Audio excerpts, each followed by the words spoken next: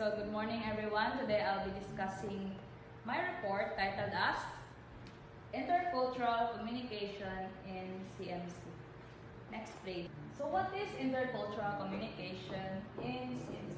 Intercultural communication refers to exchange of information and ideas between people through different cultural backgrounds and through digital interactions. It involves understanding and navigating cultural differences, nuances, and complexities in online interactions, including verbal and non-verbal cues. So in verbal, muna itong gilabuhat karon nagastorya tas tubangan, gamit ang atong nga kapulusog sa. So in non-verbal, mga siya, mga gestures, mga sign language is an example of non-verbal cues. Next is language barriers. Language barriers kay mana siya kanang mga hadlang sa atong communication. Pero naay barriers, mo na siya nagka-cause of kanang miscommunication sa tuwa. Next is cultural norms. So mga normies, so-called normies, mga culture. Next is values, sa mga dapat tamang buhaton. Next is communication style. So kita man din mismo as an individual, lahi kita mismo ka ng mga communication styles kapag sa kuha karon akong gibuhat karon pagkuan. Giun sa nako siya explain sa inyo akong report. Giun sa nako siya pag-relay para makasabot ang tanan sa kuha report. Next please. So next is the examples of intercultural communication and CMC. Number 1, we have international online classes. A Filipino student attends a virtual lecture with classmates from Japan, the US, and India. So examples, one of the examples is online or virtual education. Number 2, global workplace collaboration. So the manager creates communication guidelines to balance this style and avoid misunderstanding. So as a manager, so responsibility sa manager na iyahag yung maghimog yun siya mga ways para mahimong effective ang ilang communication. Bisan pag dili sila face to face nga nag-interact, pero mas mo samot siya ka ng understandable kay iyahan nang kuan mismo ang communication guidelines, iyahan nang klaro mismo. Next is social media interactions. A meme posted on Twitter is found funny in the US, but offensive in another country because of cultural references.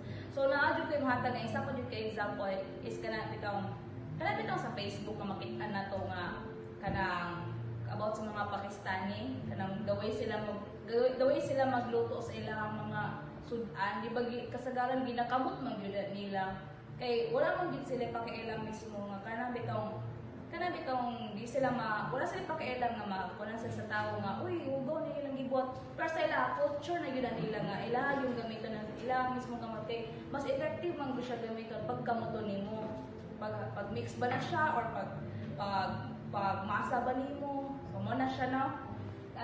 Next is online gaming communities. Players from different countries communicate during multiplayer games. So, ang example, yun kay ML, kay kita magkita ng hilig, magkita ninyo ML, no? Sa gunsa na itong panon, sa kanus to buhaton, pwede ganyan, makakonsume tag 5 hours, magdulag ML, para lang makarang. Yeah. So, diba, pag magdulag magkitag ML, kay dagan magkitag interact ng mga tao, mga sa Pilipino, mga taga-US, naiuban kay nasa taga-India. Rare na jud kayo ang sa uban jud nung nga mo maka-join jud sa server sa kuan sa ML. So now more po to niya. Next. So next, how culture affects communication in digital spaces. So culture shapes the way individuals express themselves, interpret message, and engage in online interactions. In digital communication, several cultural factors play a role. Number 1 is language and expression. Words, phrase, idioms, and humor may be interpreted interpreted differently across cultures, which can cause miscommunication. So, in language and expressions, dili man gud siya dapita kay kanang bitaw nga to ang pagka-waiting yun no. Kanang naay time ba kanang bitaw pag lahi nga tawo ito ang ma-interact na gyud times nga maka cause gyud ang miscommunication sa ila labi na kanang mag-joke sa kanang nga tao unya mamalit nimo siya kanang interpret sa kadong tao nga imong giingnan. So muna nagka-cause usahay kanang miscommunication. So muna nagmalit niya kanang bitaw mag-away gyud ang uban kay labi na tungod lang sa joke nga kanang joke lang ta pero kadung tao nga gi-jokean kay yung gite kung serious so mo na ang mga mo jud na ang mga causes baldi jud nimo tarungon ang imuhang the way nga kanang imo siyang i-interpret sa the way yung saan mo siya pag-relay ang imong joke so no muna siya next is communication styles. Some cultures are direct and explicit while others value indirectness and politeness. In digital platforms, this may affect how emails, chats, or comments are received. So, diriya sa communication styles, importante yun na kanang bitaw makik-interact ka sa kanang nga tao through through Gmail ba na, through chat ba na, o any platform basta kanang digital, basta involves ng digital. So, importante yun no nga ato yung unang-unang yun nato sa makadagan nga usaon nato ni siya pag-relay ato ang message if kani nga tao kay kanang mo kuan ba siya kanang directness or kani ba siya nga klaseng kuan tao kay mo kuan ba siya politeness so kana po nga klaseng di kanang imuhang i-send na message magdepende po na sa klaseng nga tao nga imuhang sendan so example imuhang boss imo siyang chatan ni imong boss nga ingnan nimo nga kanang dili ka maka attend sa meeting karon kay naglain mong lawas so through digital so gamit jud ka kanang messenger ba na or Gmail ba na imo jud siya kanang message nga into polite way jud siya dapat kay dili pud pwede nga imo ang i-type dito hey boss I am sick today can I leave so no mo na siya examples na kanang di jud ka dapat mag kanang impolite bawal yun ang impoliteness labi na kanang imong boss basta or mga in terms of kanang professional na yun siya nga trabaho imo din siya niagi sa kanang correct way polite way o kanang basta sa tama nga way nga imong gamiton para dili ma-avoid og miscommunication o kanang mga away nga may tabo okay so next is non-verbal cues. In non-verbal cues, the absence of non-verbal cues in digital communication can lead to misunderstandings and cultural differences in non-verbal communication can be exacerbated online. So, in non-verbal cues, manggod, if labi na ka nang mag-interact mo through online, if wala kay ginagamit nga kanang gestures ba na para makuha ang inyong communication kay sometimes manggod ug makig-communicate man gud tao nya dili nato ipakita ang atong gestures through online ka di ba makalip man gyud kanang kuan kanang chaos kanang misunderstanding sa tao labi na kitay mo chat ka sa iya mo ana ka nga uy nasuko na ko sa imo nya imong gibutang nga emoji dito kay murag na kuan nihilak lang so no, usa pagkasabot sa kadong receiver nga kadong imong gisend nasuko jud ka. So no, importante gyud nga mogamit jud ka kanang proper gyud nga emoji nga to show your emotion gyud nga na nasuko jud ka sa kanang tao mismo. Ano? Next is time and space. Different time zones and cultural perceptions of time can impact online communication and digital spaces can both unite and divide people across geographical distances. So, ako yung example ani no kay katawaran kayo ni siya kay kana bitong kita nga Pilipino kay ganahan man gyud mga foreigner, di ba? So, sa kita man gyud kailangan gyud nato kita gyud mismo mag-adjust sa tuwa mismo no. Gusto ta makig-chat sa kaning nga foreigner kay syempre lalay matag time zone so dapat kita gyud mismo mo adjust para sa ilahan tayo des tuwa buntag niya sila gabi so kita di mismo makig-adjust sila para maka-communicate na sila so mo to siya ako ang sa report. So good morning everyone. So I'm the second reporter. The title of my report is Strategies Bridge Cultural Gaps Online. So bridging cultural gaps online is very important in global communication, especially in education, business, or teamwork. So strategies to bridge cultural gaps online, it shows that when people derive from any cultures that interact online through emails, virtual meetings, or media. So to this interconnected world, so knowing how to bridge cultural gaps online is essential for effective and global communication and global collaboration. So these are the strategies to practice the online gaps. So first is practice cultural awareness. Learn about the different cultural norms, values, and communication styles. So avoid stereotypes. Treat people as individuals, not just representatives of their culture. So first is the learn about different cultural norms and values in communications. So this means we should take time to understand how people from other cultures think, behave, and communicate. So for example, some cultures value direct communication while others prefer indirect or polite expressions. Next is the avoid stereotypes. So means we should not assume that everyone from the same culture acts or thinks the same way. So instead we should respect each person's uniqueness and see them as individuals, not just as members of the group. So next please.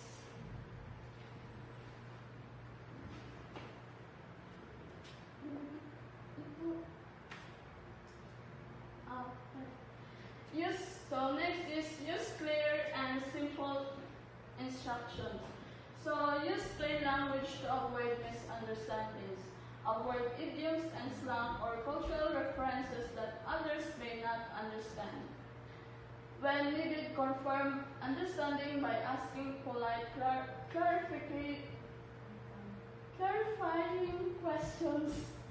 So when for example, nakay kachat nga foreigner nga siya is kanang Indian o na ikaw Filipino, so diba ikaw need mag-adjust sa iyang language kay para magkasinabot bito magwalisod po nga siya mo adjust. So next please. So be mindful time zones and schedules. Respect time differences when scheduling meetings or sending messages. Use shared calendars or tools like Google Calendar that auto-adjust time zone. So, para sa ito ay student so ang atong schedule is deleted siya straight noon, labi nag-college na na mga 1 hour na ito ang klase, labi nagnatay mga events. So, needed na ito nga schedule na ito ang time kaya para ma-adjust ko na ito. So, same with the other countries. Next, please. So, show respect for diversity. Encourage team members to share their traditions, holidays, or ways of working. Acknowledge important cultural or religious events. So, for example, in company, ganit man dito og team building para ma-build at one communication each other. So, like traditions or gibuhat nga itong holidays. So, ang sa inyong ipambuhat to para each one of us is ma-share na to ang mga experiences during our vacations. So, next please. So, develop digital etiquette or netiquette.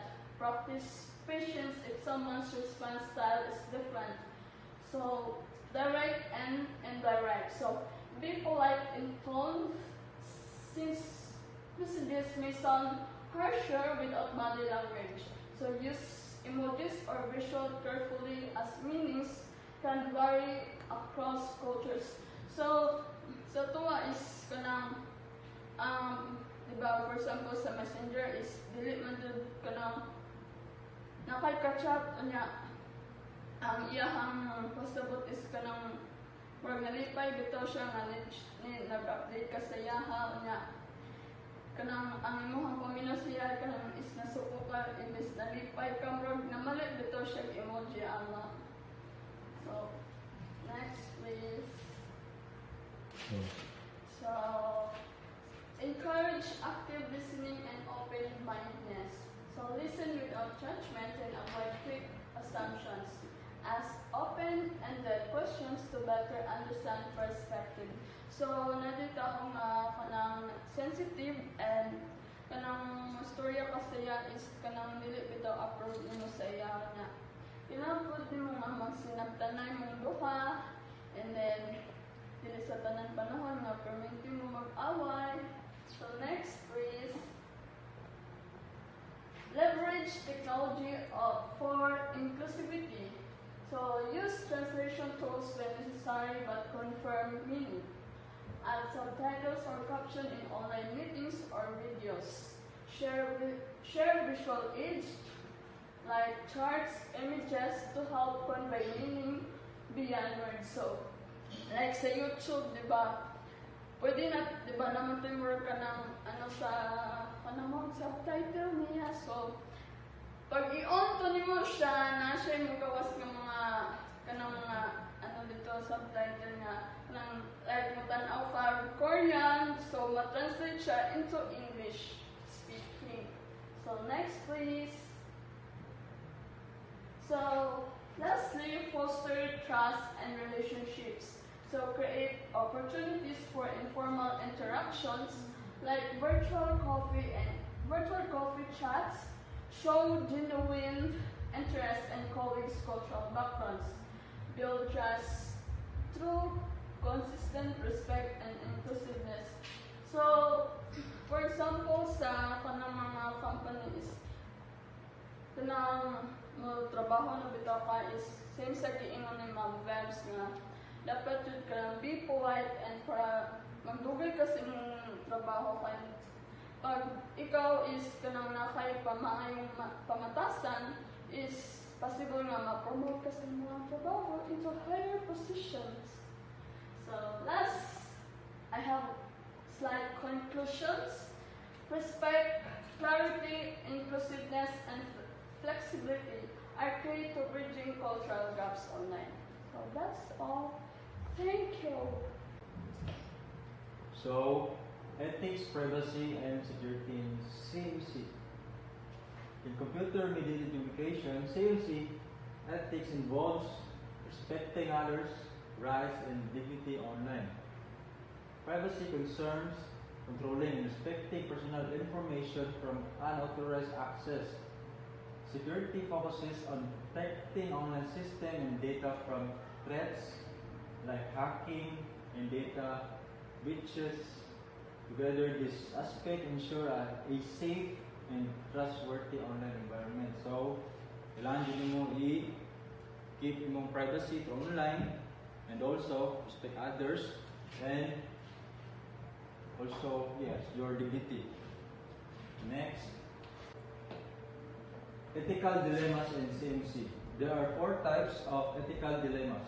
Number 1, informed consent.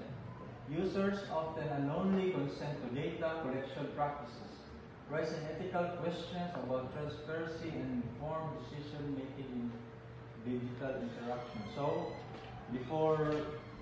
dapat ngayon sila consent sa inyo ha, bago siguro ka na, bago ka i-post, dapat i-inform ka na daan, ngayon sila consent sa mga bago ka nila i-tag or sa mga dyan na i-practice nila para ma-aware po ka ba kung saan share nila sa inyo. And number 2, manipulation and deception. CMC can facilitate misinformation or manipulation as individuals or or organization can easily alter their identity or present biased information. So, dapat matana juga, dapat dili or matana ka unsa ba ni siya nga unsa ba ni siya nga unsa ba pulos ani, or dapat iyas din mo siya o unsa pa para dili ka malikayan ka sa mga bias nga mga information ba dapat makaibalan din mo siya. So, digital harassment. The anonymity of CMC can lead to increased instance of harassment and bullying, highlighting the need for ethical consideration and protecting users from such behavior. So, digital harassment dapat dili ka magasaras. So, kung harassment po ka, dapat dili na po din mo harassment po kay nabasa mo sa online. So, the data ownership and rights question arise regarding who owns the data generated through CMC and what right users have their personal information. So, kani sa mura na siya o kay motor na dapat kabalo sila nga imuha ni nga naji kay data ownership o naji kay rights na imuha gina. So next. There are 4 types of privacy concern in CMC. And first, personal data exposed. CMC platforms often collect sensitive users' data, increase the risk of personal information being exposed or misuse, potential leading to privacy violations. So, for example, so dili ka magpatagag bahagi sa imong personal na data. And the second one is relevance and tracking. Organizations can track use behavior through digital footprints, raising concern about surveillance and the implication for using privacy in everyday communication. So, surveillance just like ginasurvey nila ang mga behavior nimo, just like sa yung social media and your sa imong behavior sa mga post mo in social. And the third is lack of autonomy. I just got that. Okay, go. So, understanding the digital footprints. Number 1, definition of digital footprints. Digital footprints refer to the trail of data user leave behind through online interaction. So, kanang mga binatan mo online interaction daw. So, mabilin yun na siya, makita nyo na siya dito. So, number 2, types of digital footprints. 2 main types. Active footprints. So, ano siya? Active footprints. Kaya gina-share ninyo, kaya mga memes, mga na siya. Mga na mga active footprints. So, kaya yung kedua, passive footprints is passive footprints, data collected without user awareness. So, kaya na siya, murag, kanang ginasend sa mga link, kanang dili ka online siguro, kanang baka-aware, baka kanang ginasend sa mga dito, or unsa ba, kanang mga images na ginasend mo, kanang dili ka aware. So, mga na siya. Okay. Yeah. Go na. So, digital footprints is real. Why? Because the digital footprints is just like mag-apply ka sa next year.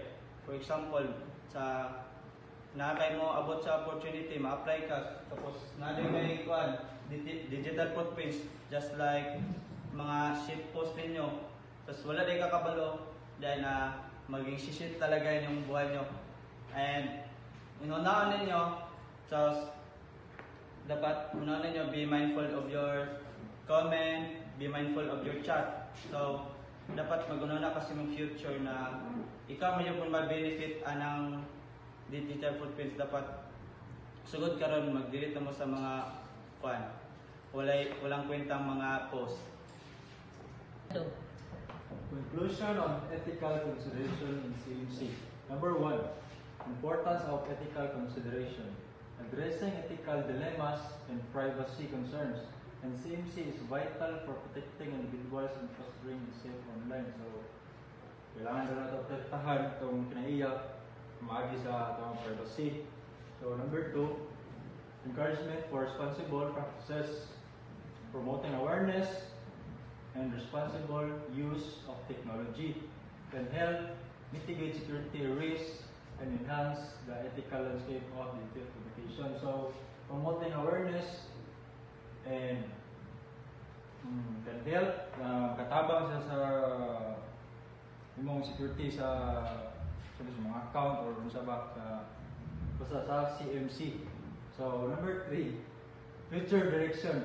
Ongoing discussion and research into involving dynamics of ethics, privacy, and security will be essentials as technology continues to shape communication practices. So, privacy and security will be essentials daw. So, dapat pinapalo na ito na siya.